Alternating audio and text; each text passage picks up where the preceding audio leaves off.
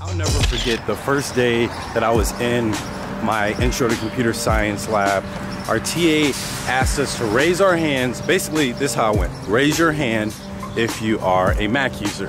And I raised my hand, and out of like the 25 people who were in the lab, there were probably only like me and 2 others who had a Mac, and everyone else had a PC. Now, the interesting thing is that most of my professors in computer science and electrical engineering actually had MacBooks. Most of them were not PC users, most of them had Macs. And I always found that really interesting how most of the students choose PC, but most of the professors choose Mac. So one thing that I learned out of the gate about my MacBook Pro that I love is the terminal that was built inside the operating system or the computer in general. And the reason being is because it was very similar to the Linux machines that we had in our computer science labs. So I was able to quickly adapt to learning terminal commands. Another thing that I love about Mac and just Apple in general is the reliability you get from MacBooks. Honestly, they just work.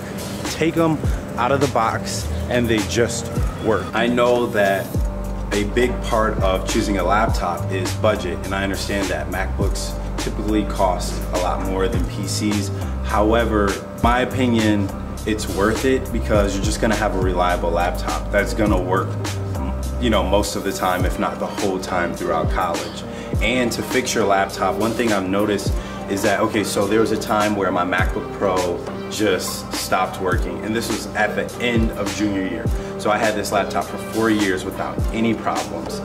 And I had to like fix, I think it was a motherboard, and Apple gave me a new display or whatever. But all that only cost $250 because Apple had like this program where basically no matter what's wrong with your laptop, it's just a $250 deductible that you have to pay. And that was great. I was able to get my laptop fixed for $250. And another thing is, I was like, okay, I decided that it was time to upgrade my laptop because my MacBook Pro was just too slow. It was what, 2017, and my MacBook Pro was like a 2012, so it was 5 years old, and it was just too slow, especially when it came to some of the things that I had to do for computer science. So I would recommend getting a 16 gigabyte of RAM laptop if you can, especially if you are doing Xcode or any like iOS development. If this little tidbit of information helps at all, the smartest professor, if not the smartest person I've ever met in my life, had a MacBook Pro.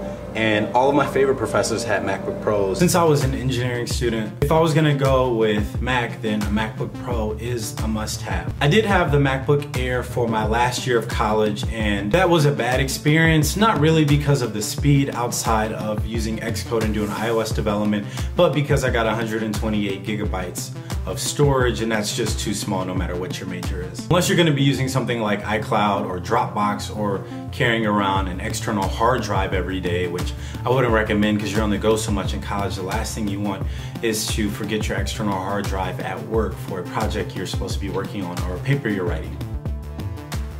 Portability is so important, especially if you're a college student in the Midwest or Northeast, sort of East Coast, or if your campus is just big. One thing I loved about having a Mac in college is that they don't weigh very much, and depending on how your semester is laid out in terms of your courses, you may be carrying around some heavy books. So when you add the weight of your laptop, your water bottle, your lunchbox, your gym clothes, your books, and any other accessories, it can get quite heavy. This is an underrated feature. As a high schooler, you really don't think about this very much because you're just walking back and forth inside the building, of course, to different classes. But in college, if you go to a school that has a pretty large campus, you're gonna want your accessories, your technology to be as portable as possible and as light as possible, especially during those dog days of summer when you're walking to and fro class and you're freshman or sophomore, you're underclassmen, so you have courses, so you have classes all around campus because you're taking some of your gen eds, and it gets hot during the summertime and you start sweating, and it's just a gross feeling. Trust me, I know, I'm a sweater.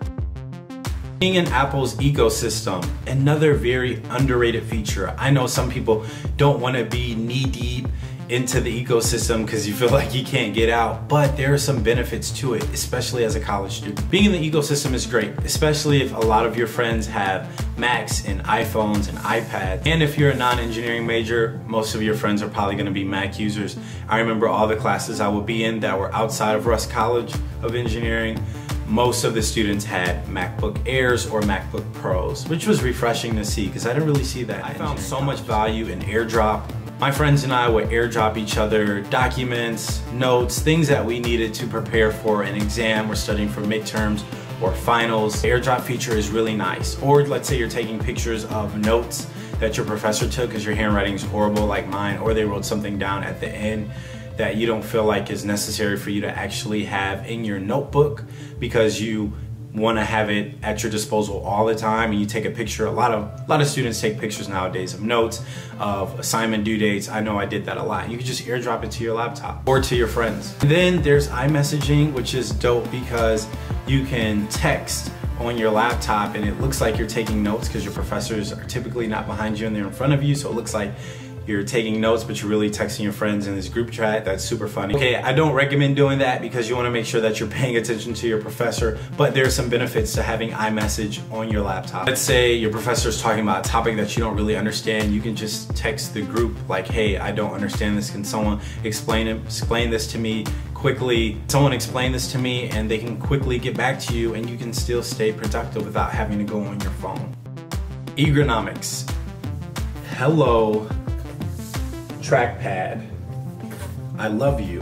The most underrated feature for laptops. You don't realize how nice it is to have a big, functional, responsive, haptic feedback capable trackpad until you don't have one. This is the very reason why so many people love MacBooks, especially programmers and video editors and designers. If you're an engineering major or a nurse or a business major, it really doesn't matter. It's all gonna be on our computers a ton, writing papers, projects, programs, you name it. Online classes, just we spend so many hours on our laptops and our computers. So you wanna make sure that your laptop has a good ergonomically friendly, is that the right thing to say? The trackpad can make a huge difference in your effectiveness, and having a large trackpad is just good for your wrist. All in all, the two Macs that I had in college were very convenient. They work right out of the box, whether they're open box, refurbished, used, they just work. Yeah, those are my experiences using a MacBook Pro and a MacBook Air, but mostly in college I had a MacBook Pro.